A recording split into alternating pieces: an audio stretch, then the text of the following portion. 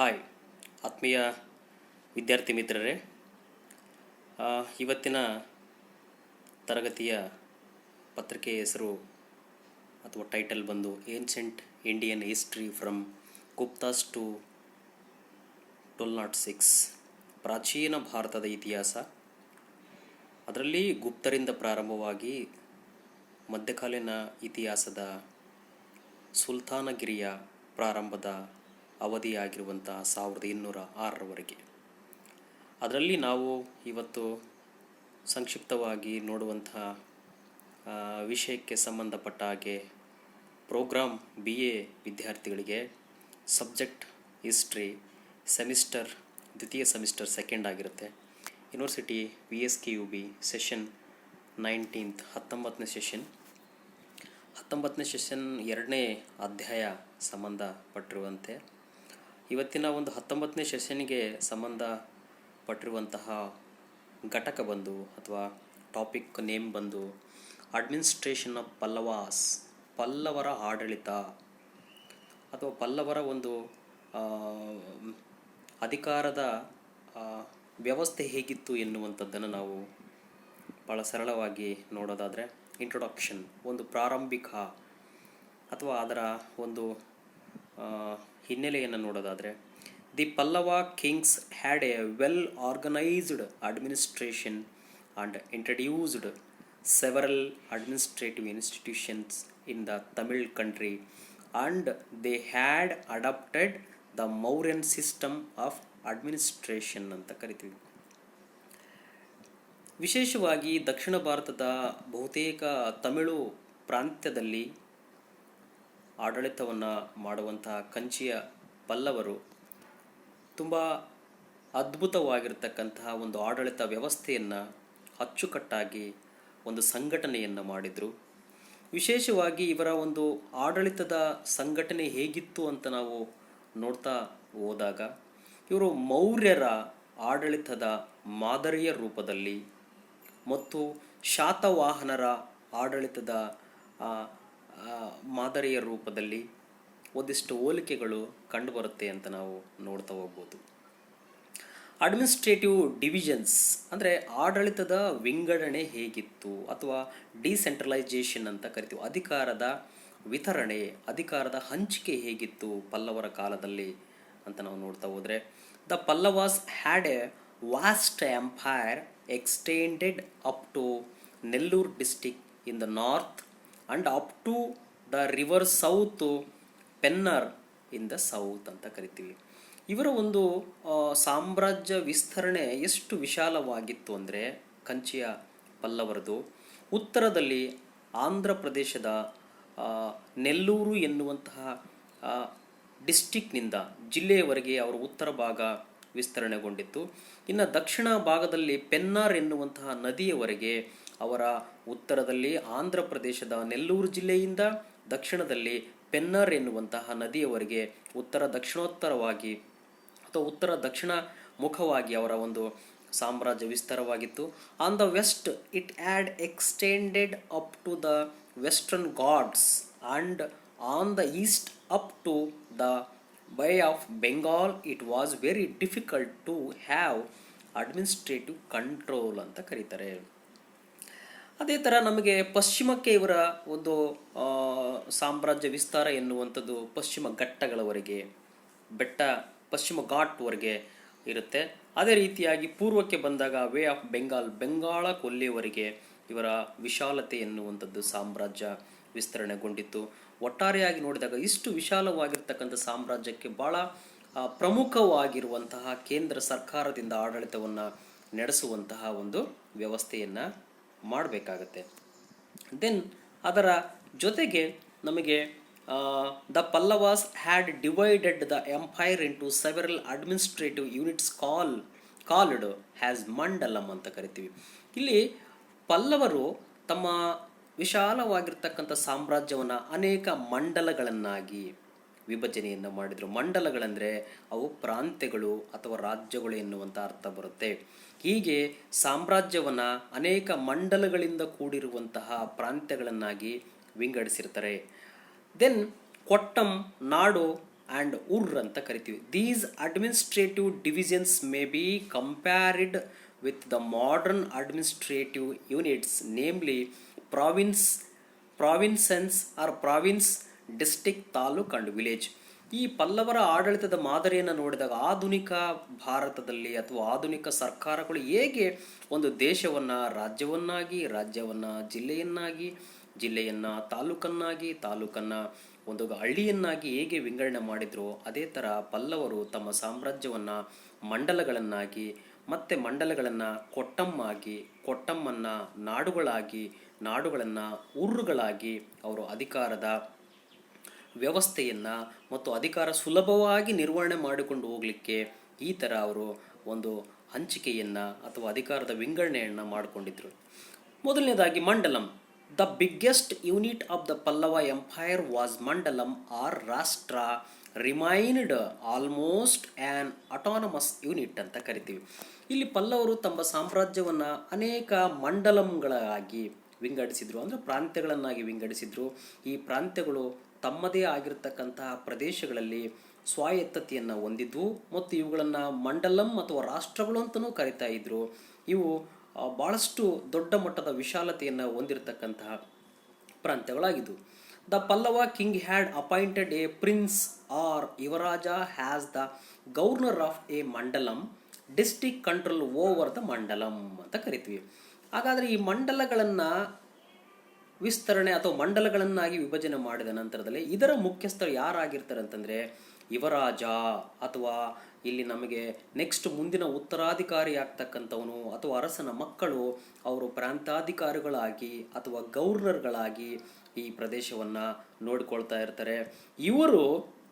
ಇವರು ಅನೇಕ ಡಿಸ್ಟಿಕ್ಗಳನ್ನು ನೋಡಿಕೊಳ್ಳುವಂಥದ್ದು, ಅದರ ಮೇಲ್ವಿಚಾರಣೆ ಮಾಡುವಂಥ ಕೆಲಸವನ್ನು ಮಾಡುವಂತಹ ಪ್ರಯತ್ನವನ್ನು ಮಾಡ್ತಾ ಇರ್ತಾರೆ. ಹಾಗಾಗಿ ಇಲ್ಲಿ ಮಂಡಲಂಗಳನ್ನು ನೋಡಿಕೊಳ್ಳುವಂತಹ ಜವಾಬ್ದಾರಿ ಯುವರಾಜನಿಗೆ ಮತ್ತು ನಮಗೆ ಇಲ್ಲಿ ಉತ್ತರಾಧಿಕಾರಿಗೆ ಸೇರಿರುತ್ತೆ ಅಥವಾ ರಾಜನ ಸಂಬಂಧಿಕರಿಗೆ ಸೇರುತ್ತೆ ಎನ್ನುವಂಥದ್ದು ಗೊತ್ತಿರಬೇಕು. Kottam. Each mandalam was divided into several kottams. ಮತ್ತೆ ಅಧಿಕಾರದ ಹಂಚಿಕೆ ಹೇಗಾಗಿರ್ತಂದರೆ ಮಂಡಲಂಗಳನ್ನು ಅನೇಕ ಕೊಟ್ಟಂಗಳನ್ನಾಗಿ, kottam means look like a district, ಅನೇಕ ಜಿಲ್ಲೆಗಳನ್ನಾಗಿ ಅಧಿಕಾರವನ್ನು ಸುಲಭೀಕರಣ ಮಾಡಲಿಕ್ಕೆ ವಿಂಗಡಿಸಿದರು. The number of kottams varied according to the size of the mandalam. ಇಲ್ಲಿ ಎಷ್ಟು ಜಿಲ್ಲೆಗಳನ್ನಾಗಿ ಒಂದು ಮಂಡಲದಲ್ಲಿ ವಿಭಜನೆ ಮಾಡಬೇಕೆನ್ನುವಂಥದ್ದು ಆಯಾ ಒಂದು ಪ್ರಾಂತ್ಯಗಳ ವಿಸ್ತೀರ್ಣ ಮತ್ತು ವ್ಯಾಪ್ತಿಗನುಗುಣವಾಗಿ ಅಲ್ಲಿ ನಿರ್ಧಾರವನ್ನು ಮಾಡಲಾಗುತ್ತೆ. ಬಹುತೇಕ ದೊಡ್ಡ ದೊಡ್ಡ ಪ್ರಾಂತ್ಯಗಳನ್ನು ಅನೇಕ ಜಿಲ್ಲೆಗಳನ್ನಾಗಿ ವಿಂಗಡಿಸಿರ್ತಾರೆ. ಸಣ್ಣ ಸಣ್ಣ ಪ್ರಾಂತ್ಯಗಳಲ್ಲಿ ಕೆಲವೇ ಜಿಲ್ಲೆಗಳನ್ನು ಕೊಟ್ಟಂಗಳನ್ನಾಗಿ ವಿಂಗಡಿಸ್ತಾರೆ. ಡಿಪೆಂಡ್ ಅಪಾನ್ ಅದರ ಒಂದು ವಿಸ್ತೀರ್ಣ ಮತ್ತು ಅದರ ಒಂದು ಸ್ಕೋಪ್ ಮೇಲೆ ನಿರ್ಧಾರವಾಗುತ್ತೆ. The Tondai mandalam was divided into 24 kottams. ಇಲ್ಲಿ ನಮಗೆ ಪಲ್ಲವರು ಆಡಳಿತ ಮಾಡುವಂತಹ ಸಾಮ್ರಾಜ್ಯದಲ್ಲಿ ತೊಂಡೈ ಮಂಡಲಂ ಎನ್ನುವಂಥದ್ದು ಬಹುದೊಡ್ಡ ಒಂದು ಪ್ರಾಂತ್ಯವಾಗಿತ್ತು. ಅದನ್ನು 24 ಡಿಸ್ಟಿಕ್ಗಳನ್ನಾಗಿ ವಿಂಗಡಿಸಿದ್ರು. ಅಷ್ಟು ಮಟ್ಟಿಗೆ ಇಲ್ಲಿ ನಮಗೆ ಬಹುದೊಡ್ಡದಾಗಿರ್ತಕ್ಕಂತಹ ಒಂದು ಪ್ರಾಂತ್ಯ ಪಲ್ಲವರ ಕಾಲದಲ್ಲಿ ಆಗಿತ್ತು ಅಂತ ನಮಗೆ ಗೊತ್ತಾಗುತ್ತೆ. Officials were appointed by the king to administrator each kottams. ಇಲ್ಲಿ ನಮಗೆ ಪ್ರಮುಖವಾಗಿ ರಾಜ ಎನ್ನುವಂಥವನು ಪ್ರತಿ ಕೊಟ್ಟಂಗಳ ಮೇಲ್ವಿಚಾರಕರನ್ನ, ಅಧಿಕಾರಿಗಳನ್ನು ಅಥವಾ ಡಿಸ್ಟಿಕ್ ಕಲೆಕ್ಟರ್ಗಳನ್ನು ನೇಮಕ ಮಾಡ್ತಕ್ಕಂತಹ ಅಧಿಕಾರವನ್ನು ಇಲ್ಲಿ ರಾಜ ಹೊಂದಿರ್ತಾನೆ. ನಾಡು. The next administrative unit was called nadu. Next ಇಲ್ಲಿ ಕೊಟ್ಟಂಗಳನ್ನು ಅನೇಕ ನಾಡುಗಳನ್ನಾಗಿ ವಿಂಗಡಿಸಿರ್ತಾರೆ. Nadu was bigger than ur or village, several villages in each nadu ಅಂತ ಕರಿತೀವಿ. ಇದು ಗ್ರಾಮಕ್ಕಿಂತಲೂ ಅಥವಾ ಹಳ್ಳಿಗಳಿಗಿಂತಲೂ ದೊಡ್ಡದಾಗಿರ್ತಕ್ಕಂಥದ್ದು ನಾಡು. Look like nadu. The called is taluk ಅಂತ ಕರಿತೀವಿ. ಈ ನಾಡನ್ನು ಇವತ್ತಿನ ಅರ್ಥದಲ್ಲಿ ತಾಲೂಕ್ ಅಂತ ನಾವು ನೋಡ್ಬೋದು. A council called nattar was in charge of the administration. Nadu ಅಂತ ಕರಿತೀವಿ. ಇಲ್ಲಿ ಒಂದು ಕೌನ್ಸಿಲ್ ಎನ್ನುವಂಥದ್ದು ಇರುತ್ತೆ. ಹಾಗಾಗಿ ಈ ನಾಡುಗಳನ್ನು ಅನೇಕ ರೀತಿಯಾಗಿರ್ತಕ್ಕಂತಹ ವ್ಯಕ್ತಿಗಳು ಅದನ್ನು ಆಡಳಿತವನ್ನು ನೋಡ್ಕೊಂಡು ಹೋಗ್ತಾರೆ. The ur, the village was the smallest unit of the Pallava administration under the control of the village committees called sabhas ಅಂತ ನಾವು ಕರಿತೀವಿ. ಇಲ್ಲಿ ನಮಗೆ ಉರ್ ಎನ್ನುವಂಥದ್ದು ಆಡಳಿತದ ಕೊನೆಯ ಘಟಕ ಮತ್ತು ಚಿಕ್ಕ ಘಟಕವಾಗಿರುತ್ತೆ. ಇದು ಪಲ್ಲವರ ಆಡಳಿತದ ಕೊನೆಯ ಘಟಕವಾಗಿದ್ದು ಮತ್ತು ಪ್ರಾರಂಭದ ಮೊದಲ ಪ್ರಾಥಮಿಕ ಘಟಕವಾಗಿರುತ್ತೆ. ಇದನ್ನು ಇಲ್ಲಿ ಅನೇಕ ಹಳ್ಳಿಗಳಲ್ಲಿ ಗ್ರಾಮಗಳ ಸಮಿತಿಗಳು ಇರ್ತವೆ. ಆ ಸಮಿತಿಗಳಿಗೆ ಸಭಾ ಅಂತ ಕರೀತಾರೆ. ಈ ಉರ್ ಎನ್ನುವಂಥದ್ದು ವ್ಯವಸ್ಥಿತವಾಗಿರ್ತಕ್ಕಂಥ ರೀತಿಯಲ್ಲಿ ಒಂದು ಆಡಳಿತವನ್ನು ಮಾಡ್ತಾ ಇತ್ತು. It was an autonomous body looking after the day to day administration of the ವಿಲೇಜ್ನಲ್ಲಿ ಗ್ರಾಮ ಸಭೆಗಳು ಅಥವಾ ಸಭಾಗಳು ಎನ್ನುವಂಥವು ತಮ್ಮ ಸ್ವಾಯತ್ತತೆಯನ್ನು ಹೊಂದಿದ್ದು ಅನೇಕ ಕೆಲಸ ಕಾರ್ಯಗಳನ್ನು ಮಾಡ್ತಾ ಇದ್ವು. ಪಲ್ಲವರ ಕಾಲದಲ್ಲಿ ಉರ್ ಎನ್ನುವಂತಹ ಹಳ್ಳಿಗಳು ಬಹುಮುಖ್ಯವಾಗಿರ್ತಕ್ಕಂಥ ಆಡಳಿತದಲ್ಲಿ ಪಾತ್ರವನ್ನು ವಹಿಸ್ತಾ ಇದ್ವು. Next the members of ur sabha were known as perumakkal. Each sabha was divided into separate committees called variyams ಅಂತ ನಾವು ಕರಿತೀವಿ. ಇಲ್ಲಿ ನಮಗೆ ಪ್ರಮುಖವಾಗಿ ಈ ಒಂದು ಸಭಾಗಳ ಪ್ರತಿನಿಧಿಗಳನ್ನು ಸದಸ್ಯರನ್ನು ಪೆರುಮಕ್ಕಳ್ ಅಂತ ಕರೀತಾರೆ. ಅಂದರೆ ಗ್ರಾಮ ಸಭೆಯ ಸದಸ್ಯರುಗಳಿಗೆ ಪೆರುಮಕ್ಕಳಂತ ಕರೀತಾರೆ. ಅದೇ ರೀತಿಯಾಗಿ ಈ ಸಭಾಗಳಲ್ಲಿ ಅನೇಕ ರೀತಿಯಾಗಿರ್ತಕ್ಕಂಥ ಮತ್ತೆ ಡಿವೈಡ್ಗಳನ್ನು ಮಾಡ್ತಾರೆ. ಅನೇಕ ಸಮಿತಿಗಳು ಇರ್ತವೆ ಗ್ರಾಮಕ್ಕೆ ಸಂಬಂಧಪಟ್ಟಿರ್ತಕ್ಕಂಥದ್ದು. ಆ ಸಮಿತಿಗಳಿಗೆ ವಾರಿಯಮ್ಸ್ ಅಂತ ಕರೀತಾರೆ. ಇವರು ತಮ್ಮದೇ ಆಗಿರ್ತಕ್ಕಂಥ ಕೆಲಸಗಳನ್ನು, ಕಾರ್ಯಗಳನ್ನು, ಜವಾಬ್ದಾರಿಗಳನ್ನು ನಿರ್ವಹಿಸ್ತವೆ. ಈ ಪೆರುಮಕ್ಕಳ್ ಅಂದರೆ ಗ್ರಾಮ ಸಭೆಯ ಸದಸ್ಯರು ವ್ಯವಸ್ಥಿತವಾಗಿರ್ತಕ್ಕಂಥ ಆವತ್ತಿನ ಮಟ್ಟಕ್ಕೆ ಒಂದು ಒಳ್ಳೆಯ ಆಡಳಿತವನ್ನು, ಒಂದು ಸ್ವಚ್ಛತೆಯನ್ನು ಕಾಪಾಡ್ತಾ ಇದ್ರು. Each variyam had looked after the administration of the temple, irrigation, tanks and village gardens ಅಂತ ನಾವು ಕರಿತೀವಿ. ಇಲ್ಲಿ ವಾರಿಯಮ್ಸ್ ಅಥವಾ ವಾರಿಯಂ ಎನ್ನುವಂಥವ್ರು ಏನು ಮಾಡ್ತಾಯಿದ್ರು, ದೇವಾಲಯದ ಮೇಲ್ವಿಚಾರಣೆ ಮಾಡುವಂಥ ಕೆಲಸವನ್ನು ಮಾಡ್ತಾಯಿದ್ರು. ಹಾಗಾಗಿ ಇವರು ದೇವಾಲಯದ ಸ್ವಚ್ಛತೆ, ಆಡಳಿತ, ವ್ಯವಸ್ಥೆ ಮೊದಲಾದಂಥ ಎಲ್ಲ ಕೆಲಸಗಳನ್ನು ಈ ವಾರಿಯಂ ಎನ್ನುವಂಥವ್ರು ಮಾಡ್ತಾಯಿದ್ರು. ಅದೇ ರೀತಿಯಾಗಿ ನೀರಾವರಿ ವ್ಯವಸ್ಥೆ, ಆಮೇಲೆ ನೀರಿನ ಒಂದು ಟ್ಯಾಂಕ್ಗಳನ್ನು ನಿರ್ಮಾಣ ಮಾಡ್ತಕ್ಕಂಥದ್ದು, ಆಮೇಲೆ ಗ್ರಾಮಗಳಲ್ಲಿ ಒಂದು ಗಾರ್ಡನ್ಗಳನ್ನು ಮಾಡ್ತಕ್ಕಂಥದ್ದು, ಹುಲ್ಲುಗಾರಿಕೆಯನ್ನು ಬೆಳೆಸುವಂಥದ್ದು, ಸ್ವಚ್ಛತೆಯನ್ನು ಕಾಪಾಡ್ತಕ್ಕಂಥದ್ದು, ತೆರಿಗೆಯನ್ನು ಕಲೆಕ್ಟ್ ಮಾಡ್ತಕ್ಕಂಥದ್ದು, ಹೀಗೆ ಗ್ರಾಮೀಣ ಮಟ್ಟದಲ್ಲಿ ತುಂಬ ವ್ಯವಸ್ಥಿತವಾಗಿರ್ತಕ್ಕಂಥ ಆಡಳಿತವನ್ನು ಇವರು ಮಾಡ್ತಾಯಿದ್ರು. It can be said that the Pallavas had led the foundation for the future expansions of village administration during the later Cholas ಅಂತ ಕರಿತೀವಿ. ಇಲ್ಲಿ ಇವರ ಆಡಳಿತ ಎನ್ನುವಂಥದ್ದು ಏನಾಗಿತ್ತಂದರೆ ಭಾಳ ಮುಂದಿನ ಚೋಳರ ಒಂದು ಆಡಳಿತಕ್ಕೆ ಬುನಾದಿ ಎನ್ನುವಂಥದ್ದಾಗಿತ್ತು.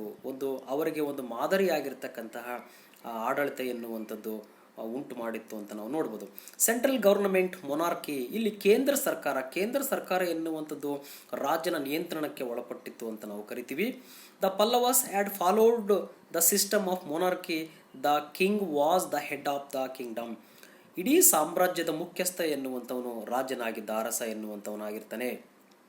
Hereditary successions to the throne had been in practice. The eldest son would be the next ruler.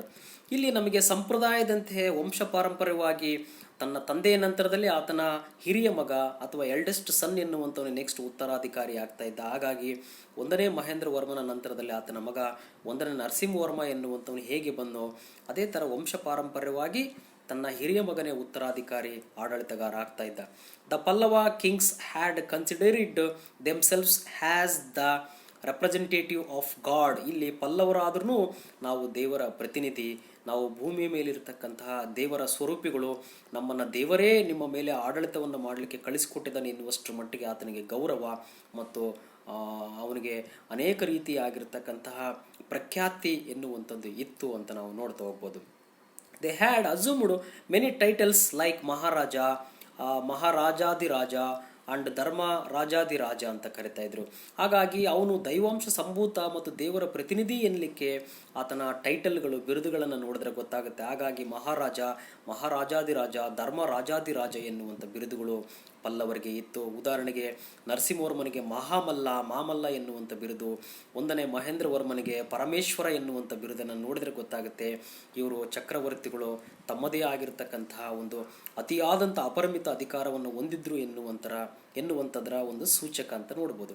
These titles indicate the imperial power of the Pallava kings had also claimed A divine origin ಅಂತ ಕರಿತೀವಿ. ಅಂದರೆ ಈ ಒಂದು ಬಿರುದುಗಳನ್ನು ನೋಡಿದಾಗ ಅವರು ಒಂದು ದೈವಾಂಶ ಮೂಲ ತತ್ವವನ್ನು ಅದರ ಹಿನ್ನೆಲೆ ಹೊಂದಿತ್ತು ಎನ್ನುವಂಥದ್ದು ನಮಗೆ ಗೊತ್ತಿರಬೇಕು. ಕೌನ್ಸಿಲ್ ಆಫ್ ಮಿನಿಸ್ಟರ್ಸ್, ಇಲ್ಲಿ ನಮಗೆ ಅನೇಕ ಮಂತ್ರಿ ಪರಿಷತ್ ಎನ್ನುವಂಥದ್ದು, there was an efficient council of ministers in the Pallavas kingdom. ಇಲ್ಲಿ ನಮಗೆ ಪಲ್ಲವರ ಸಾಮ್ರಾಜ್ಯದಲ್ಲಿ ಅನೇಕ ಸಲಹೆಗಳನ್ನು ಸೂಚನೆಗಳನ್ನು ಕೊಡಲಿಕ್ಕೆ ಮಂತ್ರಿ ಪರಿಷತ್ ಎನ್ನುವಂಥದ್ದಿತ್ತು. The minister were known as amatya. ಅಮಾತ್ಯ ಎನ್ನುವಂಥ ಒಬ್ಬ ಮಂತ್ರಿ ಇದ್ದ. ಅವನು ರಾಜನಿಗೆ ಸಲಹೆಗಳನ್ನು ಸೂಚನೆಗಳನ್ನು ಕೊಡಲಿಕ್ಕೆ ಅನೇಕ ಆಡಳಿತದ ವಿಂಗಡಣೆಗೆ ಸಂಬಂಧಪಟ್ಟಿರುವಂತಹ ವ್ಯವಸ್ಥೆಯನ್ನು ಮಾಡಲಿಕ್ಕೆ ಒಬ್ಬ ಮಂತ್ರಿ ಎನ್ನುವಂಥವನಿದ್ದ. The minister carried out the orders to the king and rendered their cooperation the service to the king in all matters of administration ಅಂತ ಕರಿತೀವಿ. ಇಲ್ಲಿ ಮಂತ್ರಿ ಪರಿಷತ್ ಎನ್ನುವಂಥದ್ದು ರಾಜನಿಗೂ ಮತ್ತು ಆಡಳಿತದ ನಡುವೆ ಒಂದು ಘಟಕವಾಗಿದ್ದು ಅನೇಕ ರೀತಿಯಾಗಿರ್ತಕ್ಕಂಥ ಒಂದು ಅಡ್ಮಿನಿಸ್ಟ್ರೇಟಿವ್ ಎನ್ನುವಂಥದ್ದು ಸುಗಮವಾಗಿ ಸಾಗಲಿಕ್ಕೆ ಇಲ್ಲಿ ಮಂತ್ರಿ ಪರಿಷತ್ ಎನ್ನುವಂಥದ್ದು ಉತ್ತಮವಾಗಿರ್ತಕ್ಕಂತಹ ಕೆಲಸ ಕಾರ್ಯಗಳನ್ನು ಮಾಡ್ತಾ ಇತ್ತು. The king appointed other officials to each department to look after the administration of that department. ಪ್ರತಿಯೊಂದು ಇಲಾಖೆಗೂ ಅದರದೇ ಆಗಿರ್ತಕ್ಕಂಥ ಮುಖ್ಯಸ್ಥರನ್ನು, ಆಯುಕ್ತರನ್ನು, ಇಲ್ಲಿ ಕಂದಾಯ ಅಧಿಕಾರಿಗಳನ್ನು, ನೀರಾವರಿ ಅಧಿಕಾರಿಗಳನ್ನು, ದೇವಾಲಯದ ಮುಖ್ಯಸ್ಥರನ್ನು ಮತ್ತು ಅದೇ ರೀತಿಯಾಗಿ ಇಲ್ಲಿ ನಮಗೆ ಅರಮನೆಯ ಮುಖ್ಯಸ್ಥರನ್ನು, ಇದೆಲ್ಲ ಒಂದು ಅಧಿಕಾರಿ ವರ್ಗವ ಎನ್ನುವಂಥದ್ದನ್ನು ಇಲ್ಲಿ ನಮಗೆ ಸಚಿವಾಲಯ ದೃಷ್ಟಿಯಿಂದ ರಾಜ ಎನ್ನುವಂಥವನು ಪ್ರತಿಯೊಂದು ಇಲಾಖೆಗೆ ಆಯಾ ಮುಖ್ಯಸ್ಥರನ್ನು ನೇಮಕ ಮಾಡ್ತಾ ಇದ್ದ.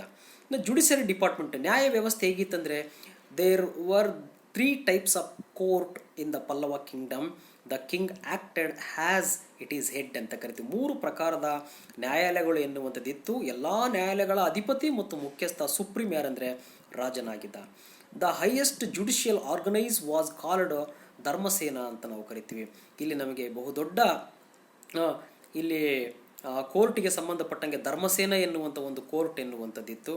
The court is the town were known as adhikaranas ಅಂತ ಕರಿತೀವಿ. ಇಲ್ಲಿ ಪಟ್ಟಣಗಳಲ್ಲಿ ಇರ್ತಕ್ಕಂಥ ಒಂದು ಕೋರ್ಟ್ಗೆ ಅಧಿಕಾರನಾಸ್ ಅಂತ ಕರಿತೀವಿ. The village court were called as karanas. It look after the civil disputes in the village. ಹಳ್ಳಿಗಳಲ್ಲಿ ಅನೇಕ ವ್ಯಾಜ್ಯಗಳು, ತಕರಾರುಗಳು, ಭೂ ವಿವಾದಗಳು, ನೀರಿನ ವಿವಾದಗಳು, ಅನೇಕ ರೀತಿಯಾಗಿ ನಾಗರಿಕ ವ್ಯಾಜ್ಯಗಳನ್ನು ಕಾರಣಾಸ್ ಎನ್ನುವಂಥ ಒಂದು ಕೋರ್ಟ್ ಅದನ್ನು ಬಗೆಹರಿಸ್ತಾ ಇತ್ತು. Taxes were known by different names such as kanam, irai, pattam and puchi ಅಂತ ಕರಿತೀವಿ. ಅನೇಕ ರೀತಿಯಾಗಿರ್ತಕ್ಕಂಥ ತೆರಿಗೆಗಳನ್ನು ವಿಧಿಸ್ತಾ ಇದ್ರು. ಕಾಣಮ್ ಎನ್ನುವಂಥದ್ದು, ಇರೈ ಎನ್ನುವಂಥದ್ದು, ಪಟ್ಟಮ್ ಮತ್ತು ಪೂಚಿ ಎನ್ನುವಂಥ ತೆರಿಗೆಗಳನ್ನು ವಿಧಿಸ್ತಾ ಇದ್ರು. ಅದರ ಜೊತೆಗೆ for example the term kusakanam refers to the tax on potters and tari irai to the tax on weavers ಅಂತ ಕರಿತೀವಿ. ಈಗ ಇಲ್ಲಿ ಅನೇಕ ರೀತಿಯಾಗಿರ್ತಕ್ಕಂಥ ಕೆಲವು ಟ್ಯಾಕ್ಸ್ಗಳನ್ನು ವಿವರಿಸುವಂತಹ ಅಥವಾ ಟ್ಯಾಕ್ಸ್ಗಳನ್ನ ವಿಧಿಸುವಂಥ ಒಂದು ಪ್ರಯತ್ನ ಎನ್ನುವಂಥದ್ದು ನಡೀತಾ ಇತ್ತು. ಅಲ್ಲಿ ತಾರಿ ಇರೈ ಎನ್ನುವಂಥ ಟ್ಯಾಕ್ಸು, ಅದೇ ರೀತಿಯಾಗಿ ದ ನೆಕ್ಸ್ಟು